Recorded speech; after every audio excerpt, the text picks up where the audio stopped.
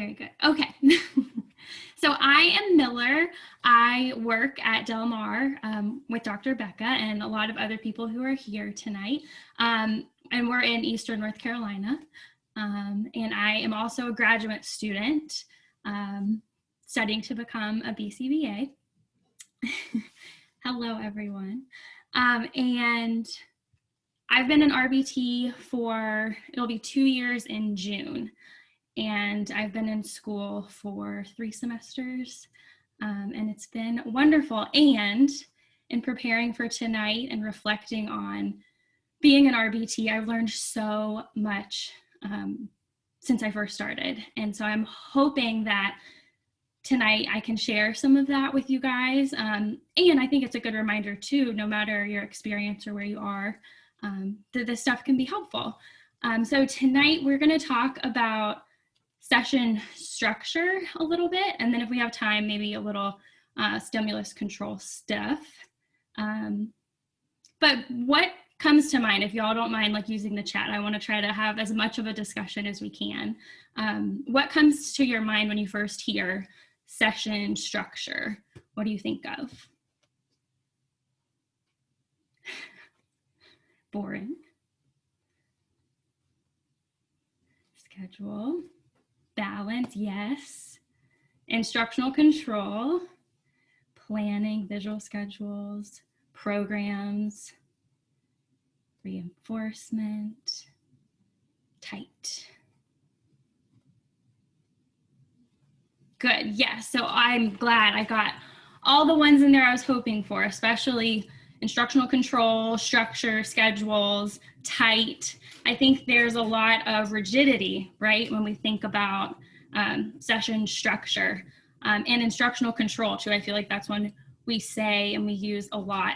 And it is a lot about balance. And, you know, part of our job when we're in sessions with clients is to have instructional control. And I just don't love the word control.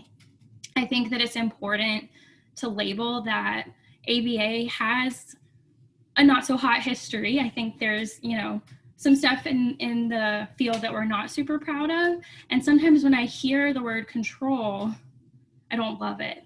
And I think kind of back to that more rigid instruction. And really, we don't want to be controlling the kids that we work with, right? We're kind of there to guide them and to teach them.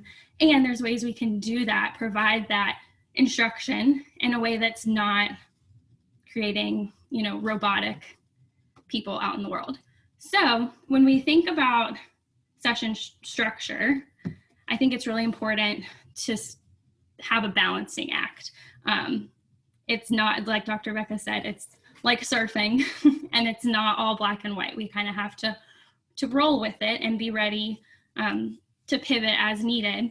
And I think that in talking about instructional control, instead of thinking of control, let's think more about promoting, modeling, and teaching communication, toleration, and cooperation for our learners, because that's what's going to make them most successful in the real world, not just, you know, following commands over and over again. So I created a handout that I'm sure Dr. Becca will send out after tonight. But so it's important when we're talking about session structure to have a plan and to be flexible. So you're going to hear me use a lot of and statements because, again, it's that balancing act. You want to have a plan. Maybe you do have a schedule. Maybe your learner even has a particular routine they like to follow when you begin session with them. If you work in the clinic, maybe you want to check out what items or rooms are available before you go into session.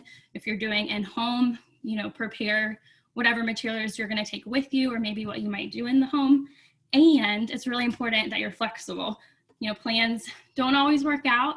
Maybe if someone was stoked for Candyland yesterday, they're not stoked for it today. That's okay. Be flexible with the plan and, you know, be ready to pivot. And I think that balance is hard. And when you find it, it feels really good for you and it feels really good for the learner and is most like what they're going to experience in the real world. Does anyone want to share any examples of maybe when they had to pivot and what it felt like?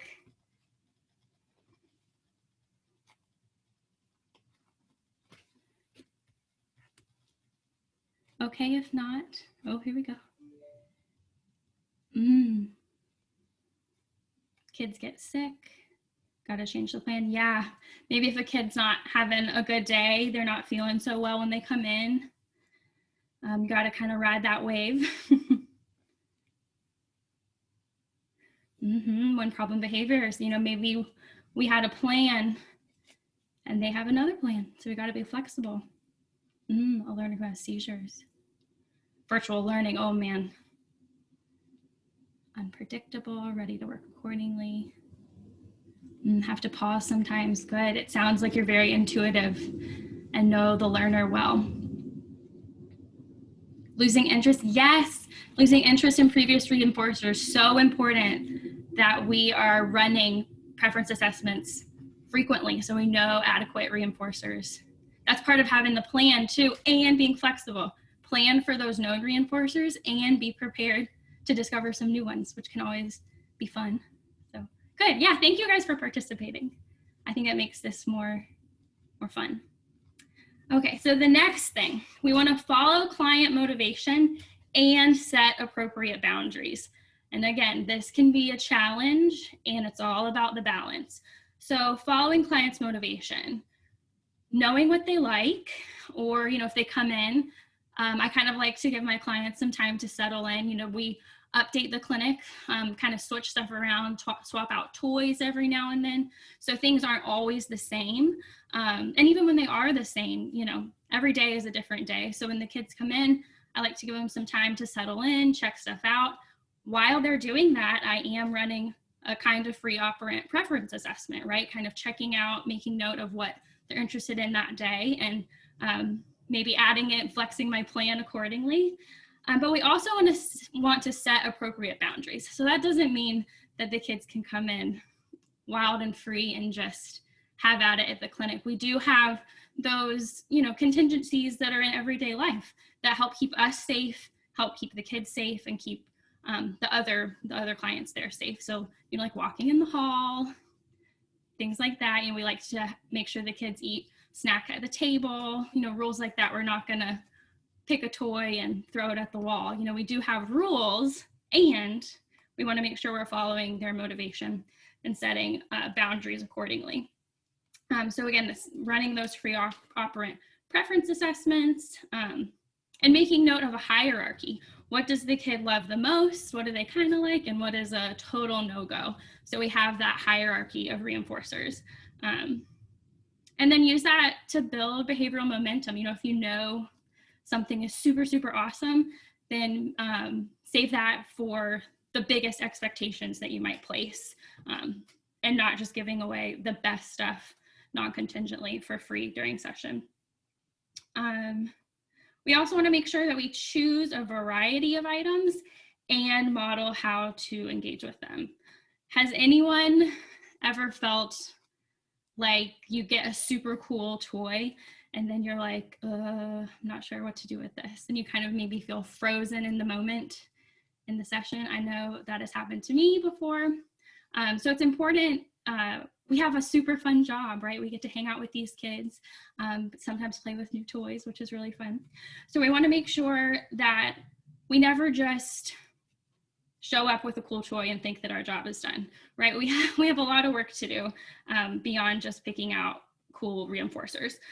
We want to make sure that we are choosing a variety of toys to engage with, and that we're even modeling a variety of different ways to play with the same toys. So if we know we have a kid who loves Paw Patrol, then maybe we can pick different kinds of Paw Patrol toys we might have.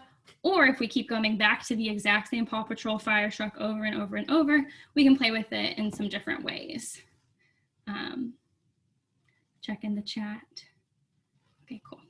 Gonna send out the handout via email. Awesome, thank you, Dr. Becca. Again, so choosing a variety of items, modeling how to engage with them, to kind of break that sameness, because routine is nice, it can be comforting, and We want to make sure that we're trying out new things. Next thing, we want to make sure we arrange the environment to our advantage and that we wait. So this has to do with antecedent interventions, right? If we have a client who elopes a lot, maybe we position ourselves at the point of exit, so we're ready to block if that happens. Or maybe if we have a client who throws things when it's time to clean up, then before we present that demand, we're prepared, to block and maybe redirect that behavior. So really just control the controllables. Knowing the learner well helps with this, and arrange the environment to your advantage, so that sometimes you don't even you can avoid those problem behaviors, which is always a great thing. And block access to items. I think this is a real good trick of the trade. We want to make sure we're not giving away super awesome stuff non-contingently. So that means have control of the fun stuff and be the giver of the fun stuff. Not only does this create opportunities for requests for manding, which is awesome, and then you can reinforce it with super cool stuff, but it helps build the relationship with the client, helps to pair and build rapport because you are giving all the fun stuff to the kid, which helps build the relationship. And they're not just getting it for free. They're having to do that social interaction piece, which we always want to work on with our learners, and then they're getting super fun stuff as reinforcement. We also want to make sure we set clear expectations and we follow through. Being clear is kind and being unclear is unkind. And especially with the learners that we work with, it's important that we are very clear. And sometimes for our learners, that might mean we use very short and concise statements. We aren't saying, it is time for us to stand up, put on our shoes, and go to the bathroom. Maybe you just say, time for the bathroom. Keep it short and concise so that you're as clear as you can be. And that's really a form of being kind for the learners that we work with. I also like to use verbal prompts to let the kids know that a transition is coming instead of just throwing it right at them. So use verbal warnings, let them know how much time is left in something and where you're going next. And again, remember that piece from the very first statement is to be flexible. So you might be planning to, go play with something new and then it's not available or the kid's not stoked on it. So we kind of pivot accordingly, but giving those kids clear expectations is always really helpful so that there's no unknown, which can be kind of daunting for some of the learners that we work with. And if a kid is struggling with the transition, sometimes the best thing you can do is to provide more structure for them, because sometimes the transition is hard because they don't know what's coming. So if you can provide as much information in the most concise way possible, then you're really doing them a great favor. Let me check in the chat. Can you please copy and paste screenshot? Okay, thank you guys. Let's see.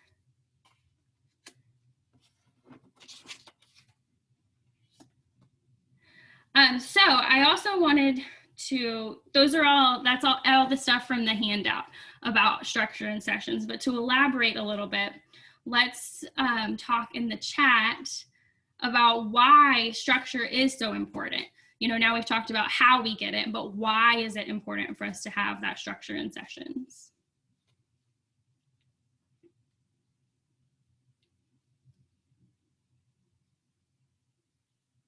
Consistency.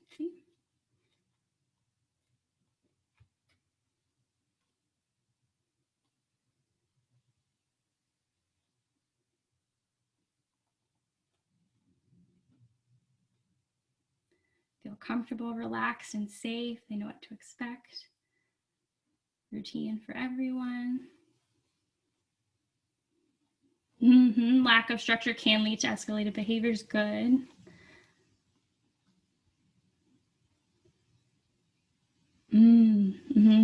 Working with COVID, changing schedules. It's nice to have that structure. Generalize across environments. Routines can ease anxiety. Good, yeah.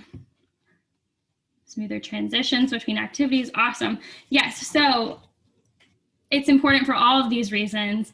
And I'm also reminded of Dr. Greg Hanley talking about HRE, happy, relaxed, engaged. And I think that really, if that's our ultimate goal, right, is to always be operating with our clients when they are happy, relaxed, and engaged. Because really, we can't even do our job, which is running programs, taking data, all of that stuff, if we aren't working in happy, relaxed, and engaged, right? We can't present work and get accurate reflections of data if the kids are having a tough time all the time. So to operate happy, relaxed, and engaged, providing structure, being clear and concise is the best way to get there. And to elaborate even more on happy, relaxed, and engaged, if you're wondering how to check in and see if your client is happy, relaxed, and engaged, to know if this is directly from Dr. Hanley too. So you can look at their eyes to know that they're happy. You can look at their shoulders to know if they're relaxed, and you can look at their hands to know if they're engaged. So I think it's good sometimes to pause, check in with the kid you're working with, gauge like how they're doing, where they're at, and then pivot your session, pivot what's going on accordingly so that we can ensure happy, relaxed, engaged clients, which creates the best scenario for us and for them. And then once we've got that structure, we've got happy, relaxed, and engaged, then we can do our work, which is, running the programs, teaching, all that super fun stuff. Dr. Becca, would you like for me to talk about stimulus control? Or any questions or additional thoughts, comments about session structure, anything you guys didn't know before?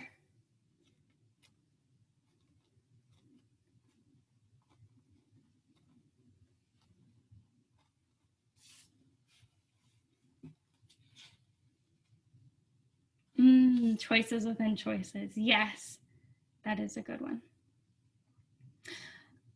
So this is also important. Dr. Becca is suggesting I talk about providing choices within choices. I think before you do this, it's important to know your learner. Sometimes our learners can be overwhelmed by too many choices.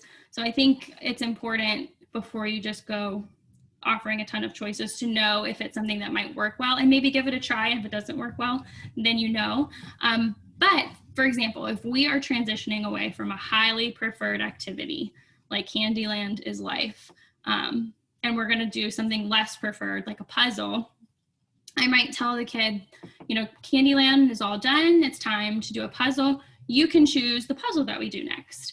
And so in offering that choice to them for a less preferred, they feel like they have some control over the situation.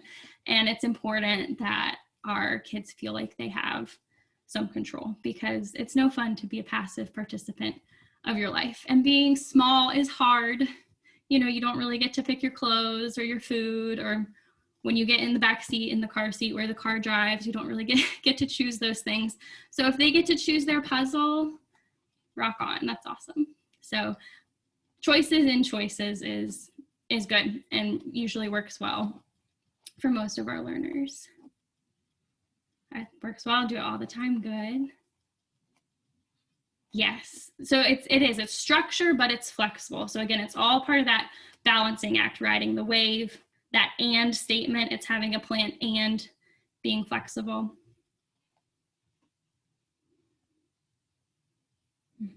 Ways we provide structure with schedules. Yes, I think that when I first started as an RBT, I remember thinking that a visual schedule was so important, that it was like we had to die on that visual schedule. And it was a ChoiceWorks app on the iPad. And yes, visual schedules can be really awesome. They can help you stay organized for sessions. They can help the learner know what's coming next and, how many more activities until the super fun stuff. And I think that it's not always the best choice for all clients. Ashley from Mission Cognition, she said, don't put anything in place if it doesn't totally have to be there, right? If it's not completely necessary and you've got to immediately start thinking of a fade out plan, then we don't want to put it in place from the get-go. So if you have someone who works better with schedules, then maybe you provide some options or try some different options with a client. And it doesn't have to be a visual schedule, I guess. You can just use your words to talk to them about what's coming up for the day, or use a paper schedule or a whiteboard.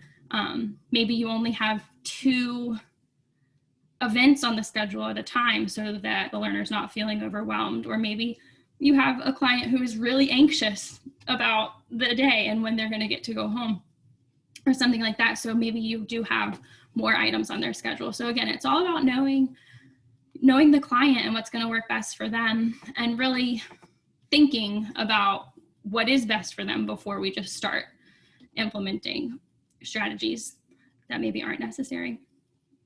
A client who likes a schedule on a whiteboard, yeah, that's awesome. And again, that gives them that control piece. They feel like they have control. If he likes his schedule on a whiteboard and he gets to pick that, that's awesome. I'm glad that you're listening, Melissa, to him and what he needs. Yep, control over the things we can control. Awesome. Any other thoughts about session structure? Okay, if not, we can talk a little bit about stimulus control.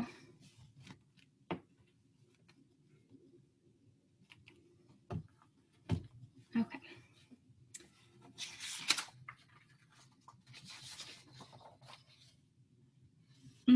Good, Melissa. Yeah, write the schedule while discussing. He's an active participant, which is so important. And I think sometimes maybe when I work with younger kids, sometimes we're like, he's little, I can pick it for him. But no, even some of the youngest kids I work with, they can speak up and pick stuff. They know what they like and what they want. All right, let's talk a little bit about stimulus control. I hope that someone took away something new from session structure.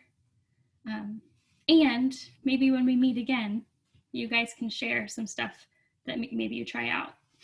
Okay, so stimulus control. It sounds straight out of a textbook. So what comes to mind when you guys hear stimulus control? What do you think of?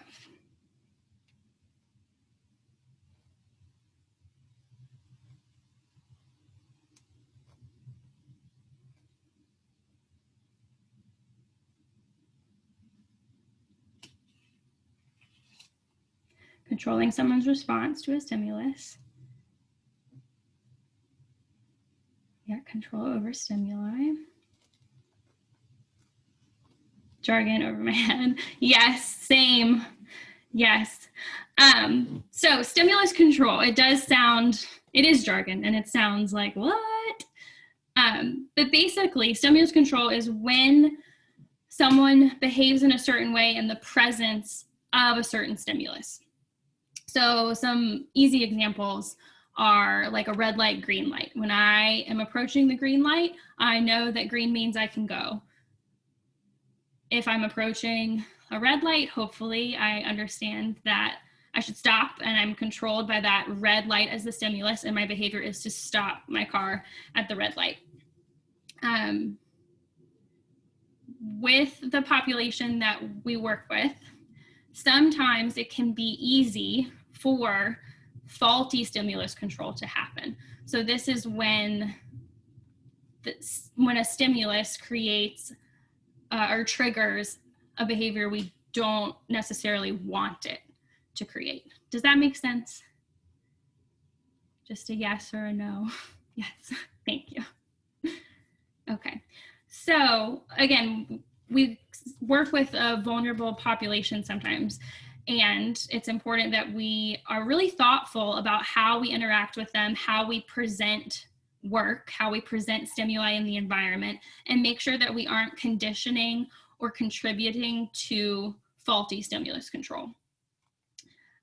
So again, faulty stimulus control, when a behavior is triggered by an unintended stimulus. So for example, I had a client who had a goal in that was meant to kind of encourage social interaction. It was a show me goal. So the discriminative stimulus, the stimulus that we wanted to evoke the behavior, was show me. So we would be playing with something together and I would say, show me. And the intent was that he would take whatever he was playing with, show it to me, and kind of get me to engage with him in that way. And it was going great. I mean, the kid was doing awesome. And then we walked out into, we call it the story time room. It's like the room where we have all the toys. We walked out there and it was his turn to pick a toy. So I opened up one of the cabinets and I said, show me what you want to play with. And he took what he had and just held it right up to me and went, ooh. And I was like, oh goodness. I said, show me. And it evoked a behavior that I didn't want in that moment. So there was some faulty stimulus control there. So in order to avoid this, and I'm sure if you guys have clients, I mean, there's all different kinds of examples of faulty stimulus control. And it happens. It doesn't mean something's gone wrong. It happens sometimes. And there are some things we can do to be really thoughtful to prevent it from happening less often. So there's also a handout for this that I'm sure Dr. Becca will send along. But to avoid faulty stimulus control, we need to be thoughtful about our tone of voice. This is one that I still to this day am working on. I had a client today and I had to remember to keep my voice really neutral. And to avoid inflection. I tend to naturally talk in kind of a sing-songy voice. And that's not so good for our learners. If I am presenting a demand, such as stand up, if I say stand up, it kind of has a question mark there at the end. And it's not so much a demand, it's more of a, okay, if you want to stand up. And so we want to make sure that we're being very, again, clear and concise, because clear is kind. So you want to stay neutral, avoid inflection, and avoid using unnecessary or additional words. So instead of saying it's time for you to stand up and walk to the door, just say stand. Sometimes clear and concise is the best. Less is more. We also want to be thoughtful about our gestures. Again, I'm sure you guys can tell I tend to talk with my hands a lot. And sometimes that can be too much for our learners. So we want to make sure we're keeping our body language as neutral as possible. This is especially important when we're running programs. You might even have some gestures that you engage in when you present work that you don't even know that you do, like maybe a certain way you lay out cards for a receptive ID program. So we just want to be thoughtful about these things. You want to keep your body language as neutral as possible and avoid unintentional body language. For example, if you're running a receptive ID program, so if you're going to put out like 5 different color cards and ask the client to touch blue, make sure you aren't staring at the blue card. Even just your eye gaze might be giving it away for the learner. And what if one day you say touch blue, but you're not looking at the blue card? Now your learner is like, uh-oh, I don't know what to do. I don't know what to touch. So my best advice is just look at the learner. If you present, if you're running trials and you present a demand, just look at them. Keep the light on them, like Dr. Becca said, and you'll be able to see if they touch the right thing. So avoid unintentional eye gaze, unintentional gestures, and always follow the prescribed error correction procedures if you run into some trouble with programs. Yeah, it's very easy to unknowingly prompt. Yes. The placement of teaching materials. This is another key to avoiding faulty stimulus control. Like I mentioned before, some of us might have like a habit in the way we present teaching materials, especially I think of those receptive programs when you're laying out an array of cards. You want to make sure you're varying the presentation of the teaching materials across trial. And this means not only in the order and placement, but also even in where you are. If you always run trials on the floor with a kid, maybe try running them at the table and see what happens, or vice versa. So really mix things up. Not only does this help avoid faulty stimulus control, but it can also help with generalization, which is great. We also want to focus on attending, making sure that the learner is attending not just to you, but make sure they're attending to the proper stimuli. Again, it goes back to that eye gaze. You might have the learner's attention and they're looking at you, but what they really need to be looking at are the materials. So we don't want to be presenting an SD, a discriminative stimulus, if the learner is not attending to the correct stimulus, right? There's a lot of stimulus that they could be attending to, but as the technician, we want to really make sure that they're attending to the right stimulus. And again, it's knowing your learner, using antecedent interventions, and being really thoughtful about your own behavior in sessions. Any questions, comments about stimulus control? Anyone want to share an experience with faulty stimulus control, maybe how you navigated that?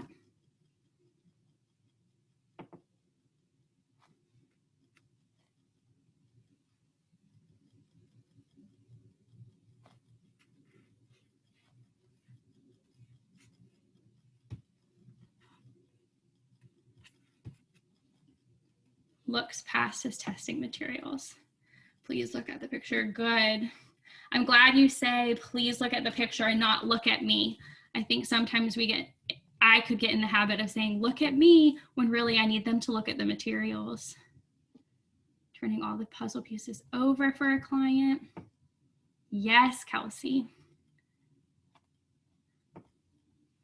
Yes, Dr. Becca. Yeah, faulty stimulus control. We don't do it on purpose, and when it happens, it's super messy. It's hard to undo that. Me too, Anita. Always talking with my hands. Good.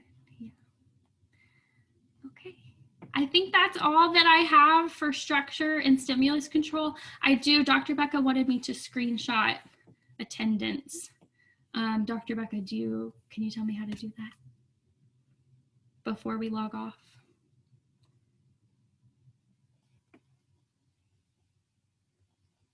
Yeah, no one go anywhere so I can screenshot participants. Oh, here we go.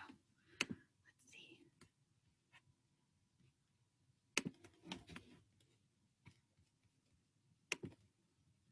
Thank you for your patience. Let me get this on here.